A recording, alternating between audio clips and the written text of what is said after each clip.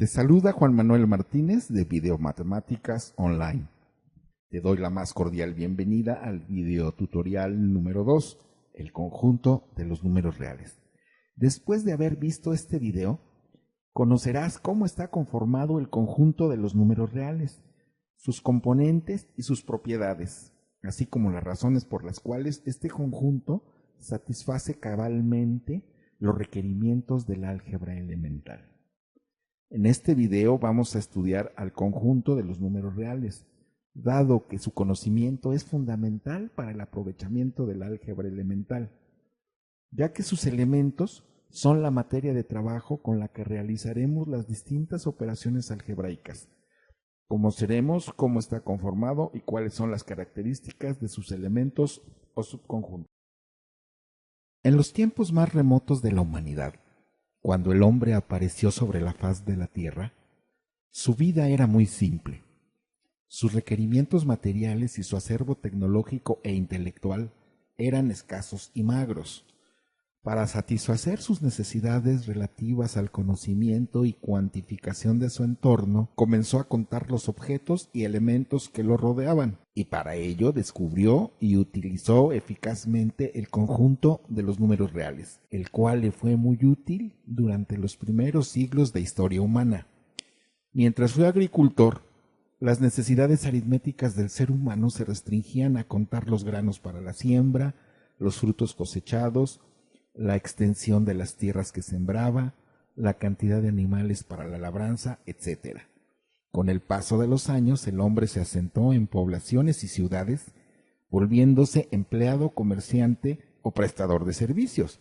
Y con esto, las actividades económicas y las relaciones sociales se fueron volviendo poco a poco más complejas, llevando consigo la necesidad de crear conceptos matemáticos más apegados a la nueva dinámica social y tecnológica, con los cuales modelar la vida real, porque en este punto el conjunto de los números naturales solo satisfacían los postulados y las operaciones propias de la aritmética, y éstas no permitían construir todos los modelos necesarios sobre los cuales sustentar la vida cotidiana. Dado lo anterior y a lo largo de la historia reciente, los matemáticos han ido poco a poco construyendo los conceptos de lo que ahora conocemos como el conjunto de los números reales, los cuales concuerdan plenamente con las necesidades del álgebra elemental, dado que consideran a las cantidades de manera relativa u opuesta, en concordancia con el carácter generalizador del álgebra. El conjunto de los números reales, que se denota con la letra R, está formado por todos los números que se pueden expresar en forma decimal, finita o infinita. Los números reales permiten realizar todo tipo de operaciones básicas, excepto dos. No se pueden extraer raíces de orden par de números negativos y no se pueden efectuar divisiones entre cero. Veamos un poco más a detalle estos aspectos. Como sabemos, obtener una raíz n de cualquier cantidad equivale a encontrar un número que multiplicado n veces por sí mismo dé como resultado la cantidad. Así, si tengo que n es 2, significa que obtendré una raíz cuadrada. Si n es 4, obtendré una raíz cuarta. Las leyes de la multiplicación algebraica indican que el producto de dos cantidades del mismo signo, sea cual fuere éste, dará por resultado un número positivo. En consecuencia, al multiplicar una cantidad de cualquier signo por sí misma un número par de veces, el resultado será siempre una cantidad positiva, por lo que nunca obtendremos un número negativo. Las raíces de orden par de números negativos solo pueden operarse en el conjunto de los números complejos. Con los elementos pertenecientes a los números reales no existe la división entre cero, pues es absurdo dividir algo entre nada. Resumiendo las ideas expuestas anteriormente, diremos que no son números reales las raíces de índice par y radicando negativo, así como las fracciones con denominador cero. También se debe tener muy presente que el infinito no es un número real, sino un concepto creado para dar una idea de algo que no tiene fin, algo que se extiende indefinidamente y por lo tanto no se considera dentro de este conjunto. El conjunto de los números reales se divide en dos subconjuntos, los números racionales y los números irracionales. Los números racionales son aquellos que pueden expresarse como el cociente o coeficiente de dos números enteros, siempre y cuando su denominador sea diferente de cero. Visto de otra manera, un número racional es todo aquel que se puede expresar en forma de un quebrado. Su nombre proviene precisamente del hecho de que pueden representarse como razones o quebrados. Este conjunto de números incluye a los números enteros y a los fraccionarios, y además es un subconjunto de los números reales. El conjunto de los números racionales se denota por la letra Q, que es la inicial de quotient y que significa cociente. Los números racionales sirven para expresar medidas, ya que al comparar una cantidad con su unidad, el resultado es frecuentemente fraccionario. Es decir, no siempre encontraremos un número entero al efectuar una comparación. Por ejemplo, cuando decimos media hora nos referimos a 30 minutos. Si se dice media docena de pescados, nos estamos refiriendo a la mitad de una docena, 6 pescados. Al expresar un número racional no entero en forma decimal, se obtiene un número decimal finito o decimal periódico. Un número racional decimal finito es aquel cuya extensión decimal tiene un fin, como por ejemplo la fracción 1/4, cuyo resultado es 0.25, o el número 3/8, equivalente a 0.375. En el primer ejemplo, la extensión decimal es de 2 cifras, y en el segundo, la extensión es de 3 cifras. En ambos casos, los dígitos decimales tienen fin, es decir, terminan. Se dice que un número racional es periódico cuando las cifras de su expansión decimal se repiten indefinidamente. Pongamos, por ejemplo, la fracción 1/3, equivalente a 0.33333, o la fracción 1/7, cuyo valor es 0.142857142857. En el primer caso vemos que solo el número 3 se repite constantemente de manera indefinida. Y en el segundo caso se repiten las primeras 6 cifras decimales.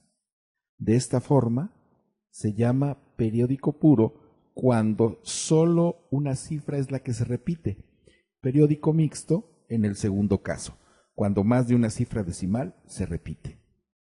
Se define a un número irracional como aquel que no puede ser expresado en forma de fracción y su extensión decimal es infinita y no periódica.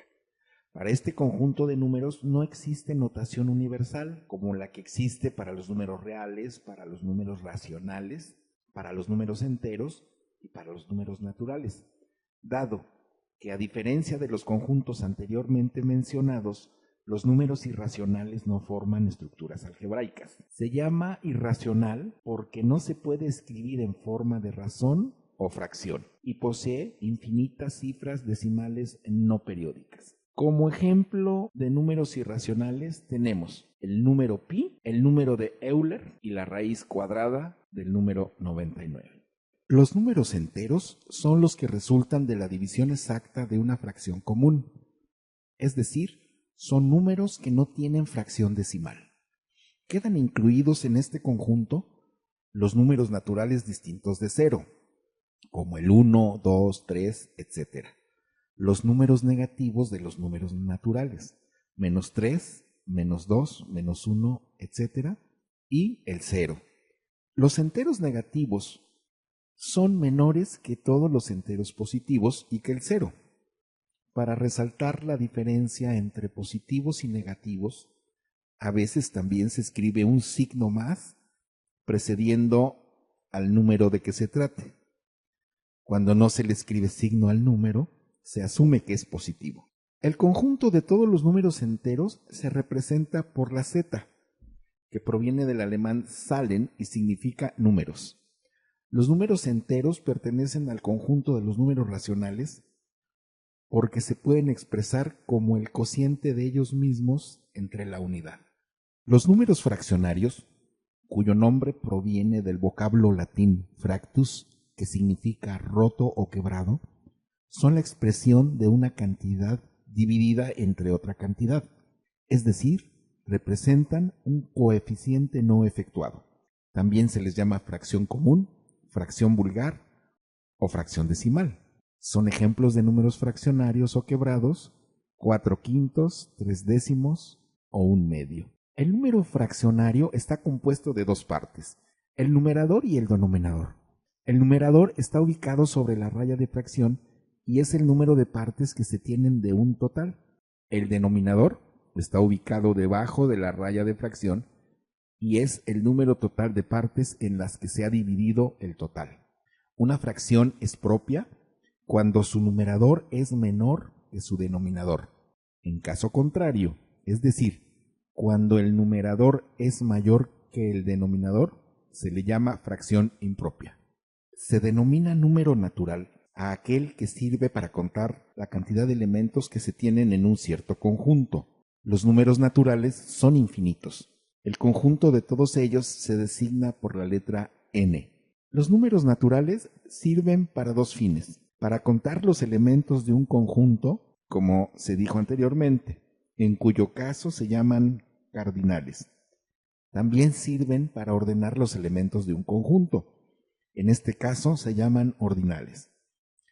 Los números naturales son los primeros que surgen en las distintas civilizaciones, ya que las tareas de contar y de ordenar son las más elementales que se pueden realizar en el tratamiento de las cantidades.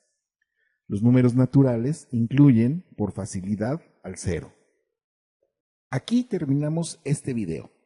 En el próximo analizaremos algunos ejemplos de números reales e iremos determinando cada una de sus propiedades. Si este video ha sido de tu agrado y te ha ayudado a entender un poco más este tema, por favor regálame un like, compártelo con tus amigos y en tus redes sociales y suscríbete a mi canal para que sigas recibiendo los videos tutoriales que se irán publicando más adelante.